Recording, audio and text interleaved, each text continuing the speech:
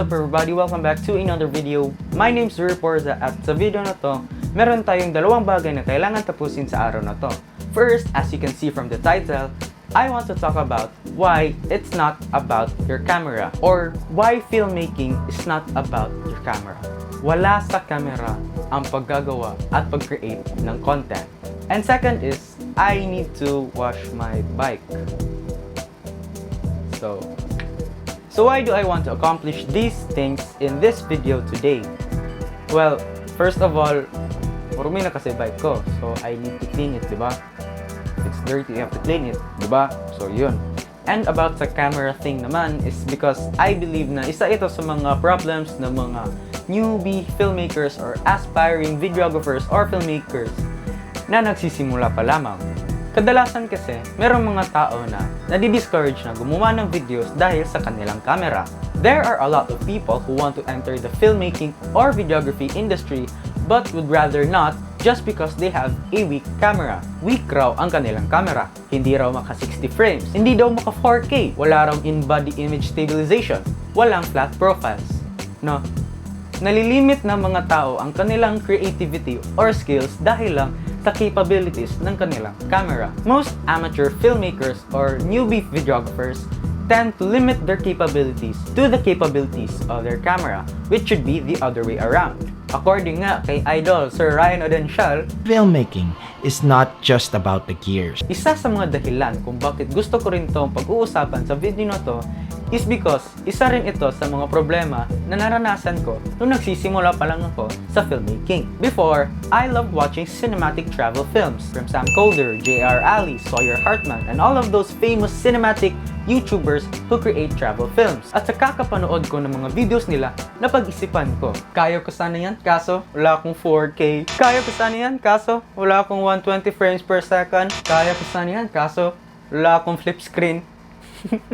Those were the words that I used to tell myself when I was watching their videos. But rather taking those words from a negative perspective, ginawa kong inspiration at motivation. I took my camera, I learned how to use it, at gumawa ako ng mga sarili kong videos. As time passed by, I learned na hindi mo kailangan napaka-high-end na camera para gumawa ng quality cinematic videos. Maraming dahilan kung bakit hindi nababase sa camera mo ang quality ng videos at films mo. And here's why.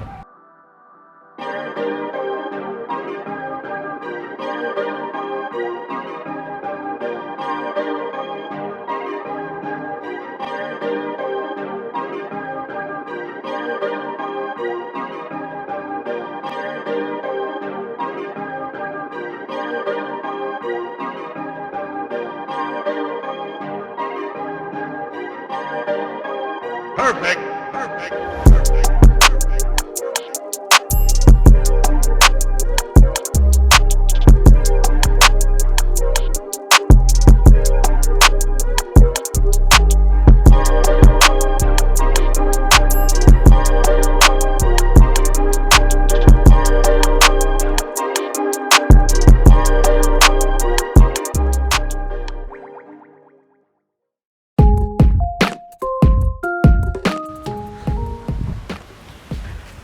So, pasensya na no, mahangin. It's very windy. So, yeah. Now, reason number one is because filmmaking is not about the gear. No, filmmaking is not about the gear. There are a lot of things sa filmmaking. Hindi lang ang camera ang gagamitin mo sa paggawa ng film. We have lighting, we have the story, we have your setting, your actors, acting, writing. It's not just purely about your camera or how you use it. Well, of course, gagamit ka talaga ng camera. Pero, hindi lahat ng aspect ng filmmaking or ng paggawa ng video or film is nanggaling lang sa camera. Yet, because for me, personally, I believe that what makes a great film or a video is not only purely visuals, no? You have your story, your lighting, and all of that. Because even if you have the best camera, or the most high-end camera, most expensive camera, if wala kang maayos na lighting, wala kang maayos na story, it's not going to be great, diba? Now, of course, you need a camera to create a video, a film. But you do not need the best camera. Because cameras are just a tool in creating videos. They are not the video itself. Even though if you create a video, people won't see your camera. It's always behind. It's always the one shooting. Cameras are just tools we filmmakers or videographers use to create films and videos. And of course, it's better to have the best camera, to have the best setup, the best camera. But if you combine that with your lack of skills and lack of creativity, then your camera is just going to be a camera. It's not going to be a proper tool for filmmaking. You get my point? No, I don't know how to explain well. Di ako marunong mag-explain while naglilinis ng bike, so pagpasensyahan nyo na.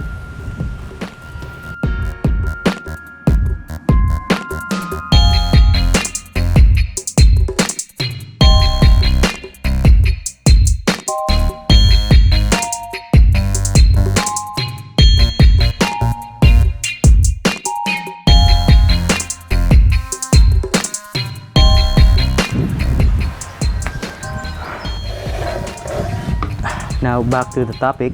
Another reason why it's not because of your camera is because it's about how you use your camera. Kahit pa naka 1DX ka man or naka C300, and if you do not know how to use your camera like that, then you're just going to wasting your money and your time on your camera without you knowing the capabilities of your camera. And this reason applies to all cameras out there. Even if it's just a small point and shoot camera, if alam mo kung paano siya gamitin, then possibly or most probably you can create a great film or a video, no?